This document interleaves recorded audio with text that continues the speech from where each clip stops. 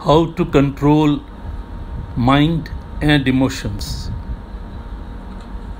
Arjun told Lord Krishna that mind is capricious. It's very difficult to control. It keeps on hovering here and there. Besides, I feel that the emotions which I get trying to face various situations are also troubling me a lot. Lord Krishna said, yes, it is difficult, but it is not impossible. It is possible with abhyas, practice, continuous and consistent. And other associated emotions act as a big handicap in the progress of a person, in the peace of a person. He is not able to live happily, peacefully, if at every moment he is anxious. He is anxious of the future. He is afraid of the situations which are challenging. But as I said, it can be done with abhyas, with practice. Immediately when you are afraid, you breathe, do some yoga, face your fears squarely. Imagine that in the worst situation, as I told you, if you think that the soul is also not permanent, it is like the body, it is killed, then please note that anything which is born has to die, and anything which dies comes back again in a new life. Today, the motivational speakers and gurus, they say, the event you have some fear, imagine the worst. What is the worst that can happen? And then don't try to be perfect. So he says that you have to only perform your duty.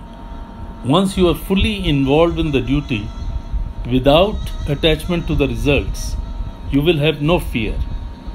And Lord Krishna says, the person who has done with abhyas and consistently, who has been trying to conquer the human beings, and he eventually conquers. The human being who has conquered the body, including the senses and the mind, is his own friend. So imagine the situation that your mind and your emotions are your own friend. But the person who has not conquered the body, senses and mind is in fact his own enemy. Because every challenging situation he or she will have to suffer. So therefore, you have to keep total control in all circumstances, in pleasure and in pain, in summer and in rain or in winter, in respect or disrespect.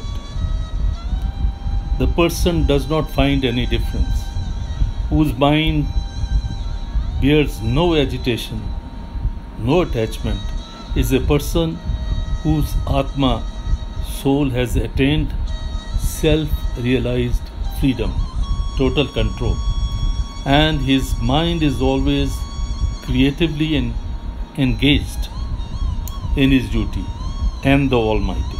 His wisdom teaches him that nothing is really important except his devotion to his duty, which is his devotion to the Almighty Lord. The person whose spirit is replaced with wisdom and science, whose intentions are beyond any blemishes, who has thoroughly conquered his senses, and for whom dust, stone and gold are all alike, it is said that such a person is a complete yogi. Or in other words, he has controlled his mind and emotions. He is the greatest among human beings. He is unselfish and interested in the good of everyone. He does not distinguish between friend and foe. He treats alike the virtuous and the sinners because he has total control. The person who keeps complete control over his body, including his senses and emotions and mind, he who does not live on the vain hopes and is free from greed, is in fact a yogi. He should often seek solitary place and meditate continuously with his devoted mind about the marvels of nature and about the marvels of the Almighty. We find that all the wisdom of the gurus, the management gurus, and the motivational speakers is based on the dialogue between Arjun and Lord Krishna. The person, according to Lord Krishna, who has total control on his mind and emotions and body, he who does not live on vain hopes and is free from greed, is a yogi. He is a karam yogi. He should often seek a solitary place and meditate continuously with his devoted mind about the marvels of nature and about the marvels of the Almighty. So this is how it is said that if you talk to yourself, you give time to yourself. Talk to yourself. Try to understand this situation. Live in the present. Now is more important than the future, than the past. Don't live in the past. Don't think about the future. If you're now, if you're present, you are doing your best. Future will definitely take care of itself. And try to learn, try to get the wisdom from those who are already wise. This is why we now say mentorship is very important. Find a mentor to have a peaceful life.